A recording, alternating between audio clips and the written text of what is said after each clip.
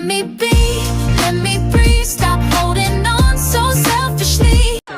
Perkenalkan, nama saya Muhammad Firdaus Alamsyah dan teman-teman saya. Perkenalkan, nama saya Lutfia Bella Syafira, absen 22 atau 21. Saya Kirana Marheni Tias, absen 8 gitu. Saya Kesandia, absen 16. Saya Cakrarani Bernadi Toto, absen 8. Saya Irsyad Dewa Ngedestra, absen 15. Saya absen 24. Terima kasih.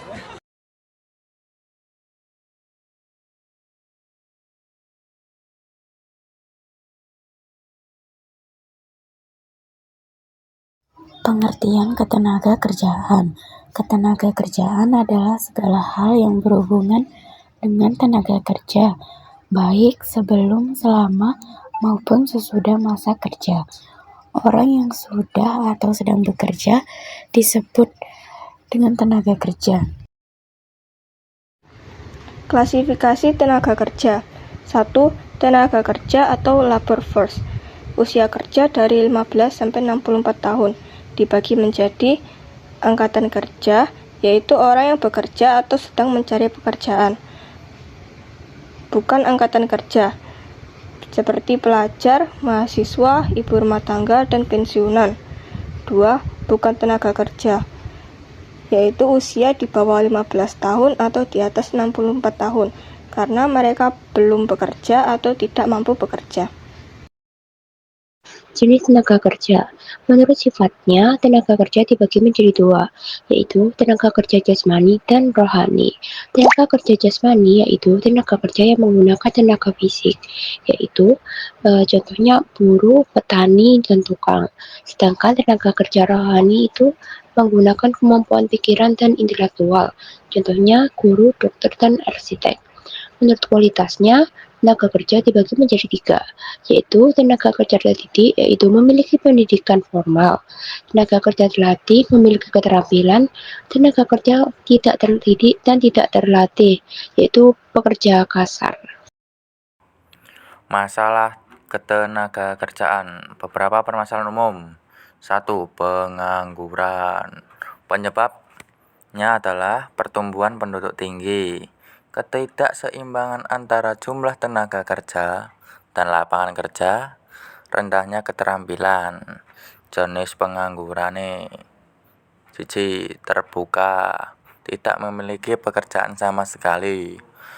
Terselubung, pekerja tidak digunakan secara optimal. Musiman, terjadi karena waktu tertentu, misalnya panen. 4. Setengah menganggur atau jam kerja sedikit. 5. Friksional atau karena perpindahan pekerjaan. 2. Kualitas tenaga kerja rendah. 3. Ketidaksesuaian antara pendidikan dan kebutuhan industri. 4. Upah rendah dan kesejahteraan pekerja kurang. 5. Perlindungan tenaga kerja belum maksimal. Upaya mengatasi masalah ketenaga kerjaan. 1. Meningkatkan pendidikan dan pelatihan kerja. 2. Mendorong investasi dan membuka lapangan kerja baru. 3. Mendukung kewirausahaan dan UMKM. 4. Melaksanakan transmigrasi dan pemerataan penduduk. 5. Meningkatkan sistem informasi pasar kerja.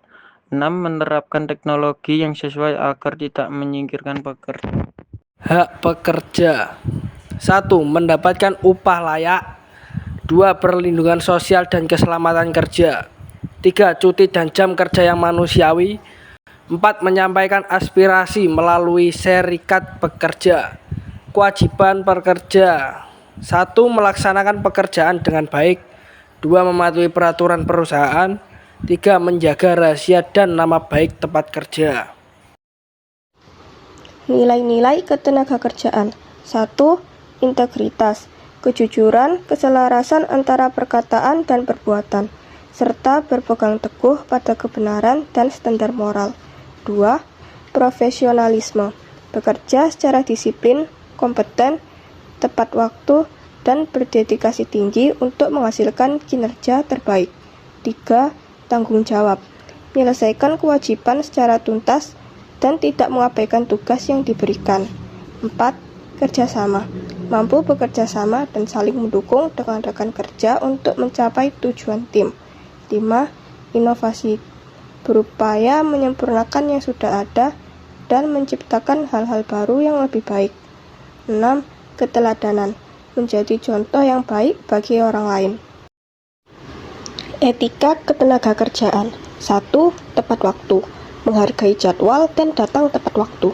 2. Menghargai dan menghormati, seperti menghormati sesama rekan kerja, perbedaan suku, agama, ras, dan golongan. 3. Menjaga profesionalisme, seperti berpenampilan rapi, tidak menyibukkan diri dengan hal yang tidak relevan saat berinteraksi, serta menjaga sikap profesional. 4. Adaptasi, mampu menerima dan beradaptasi dengan perubahan lingkungan kerja, seperti perubahan alur kerja atau atasan. 5. Komunikasi, berkomunikasi secara efektif, baik, dan sopan, serta terbuka menerima kritik dan saran. 6. Mengambil inisiatif, berani mengambil inisiatif untuk mengembangkan kompetensi dan tugas. 7. Peduli dengan sesama, menunjukkan kepedulian terhadap rekan kerja dan lingkungannya. Tujuan ketenagakerjaan. Berdasarkan Undang-Undang Nomor 13 Tahun 2003 adalah untuk memberdayakan dan mendayagunakan tenaga kerja secara optimal dan manusiawi, mewujudkan pemerataan kesempatan kerja, memberikan perlindungan kepada tenaga kerja, dan meningkatkan kesejahteraan tenaga kerja dan keluarganya. Tujuannya adalah untuk menyelaraskan kebutuhan tenaga kerja dengan pembangunan nasional, memberikan hak-hak dasar pekerja, dan mendorong kesejahteraan pekerja secara berkelanjutan. Kesimpulan. Ketenagakerjaan mencakup segala hal tentang tenaga kerja sebelum, selama, dan sesudah masa kerja. Permasalahan seperti pengangguran dan rendahnya kualitas tenaga kerja perlu diatasi melalui pendidikan, pelatihan, serta perluasan lapangan kerja. Pemerintah berperan penting dalam melindungi dan meningkatkan kesejahteraan pekerja. Jika ketenagakerjaan berjalan baik, maka produktivitas dan kemajuan ekonomi akan meningkat.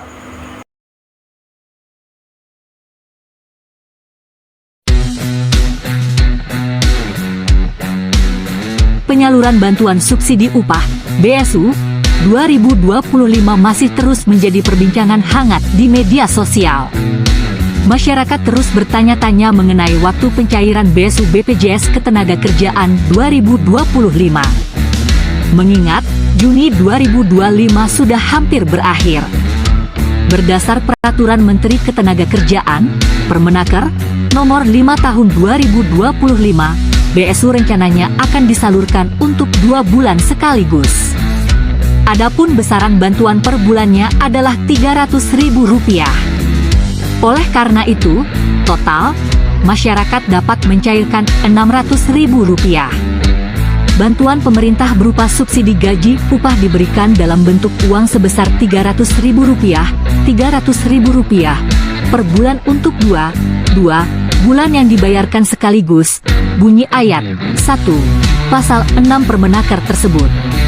Rencana awalnya, BSU akan dibagikan sebelum pekan kedua Juni.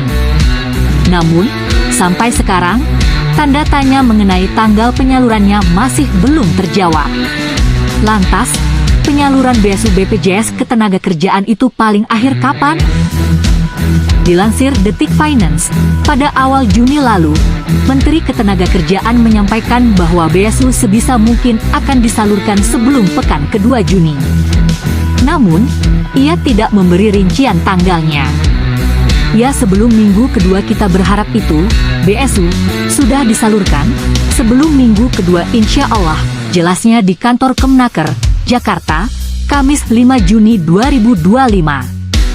Pekan kedua Juni sudah lama terlewat.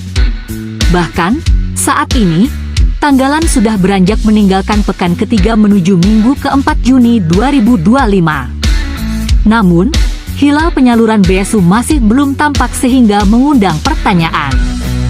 Lebih lanjut, Kepala Biro Humas Kementerian Ketenagakerjaan, Kemnaker, Sunardi Manampiar Sinaga, mengatakan BSU 2025 saat ini masih berada di tahap pemadanan dan validasi data. Proses ini penting agar BSU tidak salah sasaran. Masih pemadanan data, karena validasi data sangat penting supaya tidak salah, jelasnya ketika dikonfirmasi, Senin 16 Juni 2025. Perkembangan terbaru mengenai waktu penyaluran BSU 2025 diberikan oleh pengelola akun Instagram resmi Kemnaker. Download Tribun X sekarang, menghadirkan lokal menjadi Indonesia.